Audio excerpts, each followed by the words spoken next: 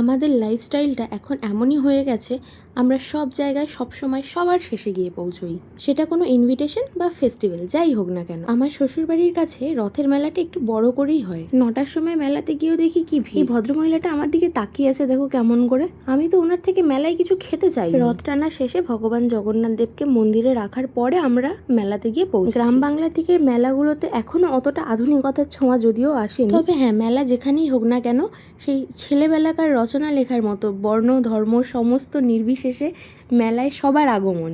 আর মেলা মানেই তো ছোটদের আবদার বায়না, নানান রকম খাবার দাবার, ঘরের আসবাবপত্র সামগ্রী কেনা। ও আরও আছে জিলাপির দোকান। আমার সব থেকে বেশি ভালো লাগে গুড়ের জিলাপি, চিনির জিলাপি অতটা ভালো লাগে না।